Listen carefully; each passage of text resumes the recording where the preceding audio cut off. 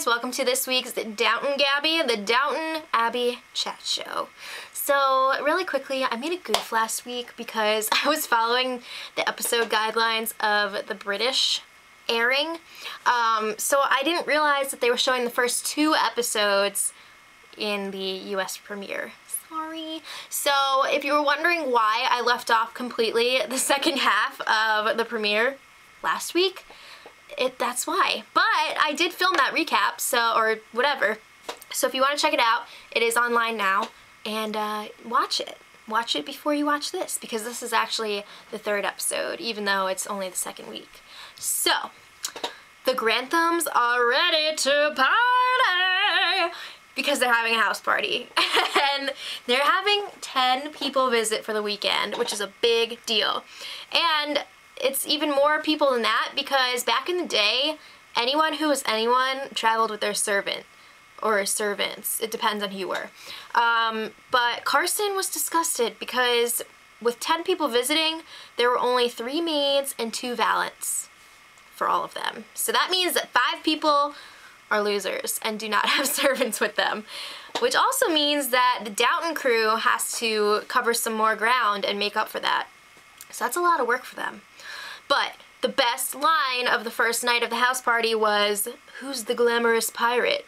Which Lord Grantham said about Lord Gillingham, who turns out to be one of the girls' childhood friends. It's actually the son of one of Lord Grantham's friends. So, he is talking to Mary, and he's like, oh yeah, I'm close to marriage. He's like, close to being engaged with Mabel Lane Fox. But he's awfully flirty with Lady Mary. I feel bad for Mabel Lane Fox, but they went on a romantic horseback ride together, just the 2 of them. They have all this witty banter, which is always a sign of romance on Downton Abbey, so it's kind of a big deal. I don't know what's going on there. Well, I do, but I won't say. So, downstairs has their own guests too. Like I said, they have the servants coming in. Mr. Green, leave Anna the F alone. He is Tony Gillingham's valet, so he's there. He's like really flirty with Anna, but he needs to chill out because, excuse me, she's married. Happily married. So step off. Bates is already like, I don't like you. Alright, so also downstairs, Jimmy was trying to show off for Ivy and Daisy and Alfred, and he opened a jar for them, but he also mysteriously fell after opening the jar, and he hurt his wrist, so now he can't serve. Uh-oh, so Carson's like, yo, Thomas, fill in. You used to be a footman, do it. So Thomas is pissed because he's like, I'm the under butler now. But the next day, Carson offers Mosley the chance to fill in because he's like, you're out of work, I need someone to do work, so get up here and do it. So Mosley's like, I don't want to do this, like I'm better than this, but I'll do it. And then Carson's like, alright, put on these gloves. Because back then, servants, like lower servants, had to wear gloves because they weren't supposed to be touching things that the rich people were touching, or the rich people. So that happened. But that really made Mosley like, the gloves! He's not used to wearing gloves anymore. He's better than that. He's got clean hands. He can touch things. So, I just have to ask, what the heck kind of dance were they all doing on that second night of the house party? I thought that they were doing like foxtrot and Charleston during this time, but that was not a foxtrot or a Charleston. I don't know what that was. They were just like walking, but like a weird walking in place, slowly moving. I don't know what that was, but it was funny. Meanwhile, while all this dancing was going on, some of the men were playing poker in the smoking room. Fun fact about the smoking room, no ladies allowed. For real, like they weren't allowed to step foot in there. Crazy. But anyway, this guy, Mr. Sampson, was scamming everyone. It looks like he's a card counter, and they're all losing a ton of money to him, and Lord Grantham is like to Cora, he's not going to be invited back again because I don't like him. So there's something weird going on there, but we'll hear more about that soon. So, big deal alert. These are the kind of crazy things that one must think about when you throw a house party. Is the Australian opera singer civilized enough to eat with the party? According to Carson and Lord Grantham, the answer is no. She will have a tray in her room. Well, when Cora found out about their plans, she was pissed. She was like, Robert, you will sit next to Dame Nellie Melba, who was a real opera singer. So they brought in a real person. I like when they bring in real people. It's kind of cool. Or like real life events. But she was PO'd and she was like, you're gonna sit with her at dinner. And he did. And he realized, wow, she's a normal human. Imagine that. So, also at dinner, whoa, Lord Gillingham asked Mary if she would go out to dinner with him next time she was in London, and she basically said no. Not really because she doesn't like him, but more because she's a grieving widow and it's just like too soon. She's like, I don't know if I can ever love again, that kind of thing. So, I mean, what do you do in that situation? Is she ready? Probably not. But like, he's a nice guy. What do you do? Okay, so the saddest part about this scene was Isabel's reaction to the whole conversation, because she was within earshot. She can see them laughing together, having a good time.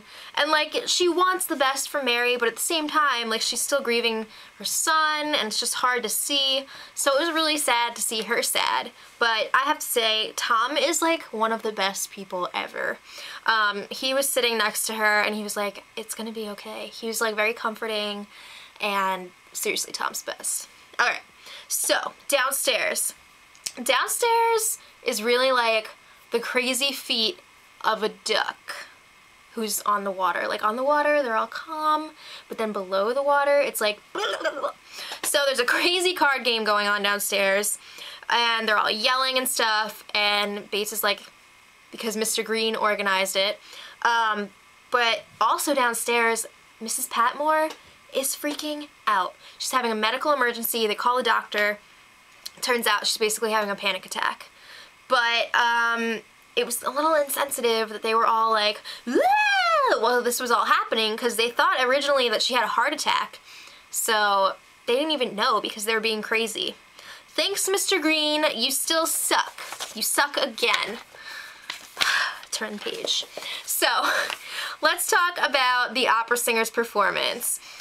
She was played by, I'm going to say this wrong, Kiri Te Kanawa. I'm sorry. I'm really bad with names. But she was playing Nellie Melba, and she was amazing. Her voice was beautiful. So, I have to say, some of these people need to brush up on their concert etiquette, because the downstairs people were all invited, and they were like the best behaved at the concert. The rule is, if you have to leave, you leave in between songs, which Anna did correctly. But some of the men from this party were wrong and rude, like extremely rude. They were leaving during the actual, like just in the middle of a song, they were chatting away. It was nuts. But anyway, Edith's boyfriend, Mr. Gregson. Oh, did I even mention he's at the house party? He's at the house party because Edith wants her family to get used to him being around and kind of see like what he's all about, because he wants to move to Germany so he can get a divorce and then marry her. But anyway, he picked up on Samson's card tricks, and then he's a card counter. So he's like, yeah, I know what's up. So he organizes another game, and he beats Samson and threatens to expose him unless he gives all the money back to everyone who lost money to him. So that was awesome, and it definitely helped win Lord Grantham's approval, who before he was kind of like, I don't think you're right for my daughter. He was just like avoiding him. You have to wonder if it was the age thing, because obviously he's older than Edith. You have to wonder if he's the same age or older than Lord Grantham. They might be around the same age. That's weird. She really likes those older guys. But anyway, while this was all happening, Anna had a headache. She thought maybe it was from all the screaming during the card game. But anyway, she went downstairs to get some medicine for the headache, and Mr. Green creeped up on her, and this was the most horrifying, one of the most horrifying scenes of this series. It was, ugh, so hard to watch. Okay, so Mr. Green raped Anna, And this was all happening during the concert. No one could hear her screaming because the music was loud. It was so sad, and the way that they were showing everyone upstairs enjoying the concert, and she's downstairs living out like one of the worst moments of anyone's lives. So Mrs. Hughes finds her later, and it turns out Anna wants to hide this whole thing from Bates because she knows that if Bates finds out, he's gonna kill Mr. Green, and he could end up, you know, with the death penalty. So she can't go through that again. This is not a good situation. You can't hide something like that, but it's gonna be really bad. I'm telling you right now, it's gonna be bad. So yeah. Also, there were kind of like 2 rapes in one episode because Dirty Edna got Tom drunk after the concert and like took advantage of him. It was a very depressing end to an excellent episode. But next time, there's going to be some bad vibes between Anna and Bates. There's also going to be fallout from Edna and Tom, that situation. But also, on a happy note, more glamorous pirate, and they already had a singer this week, so they're going to up the ante and bring in a black singer next week. Gasp. So please leave in the comments what you thought of this episode. I would love to chat with you guys about it, and until next time, much love. Edit.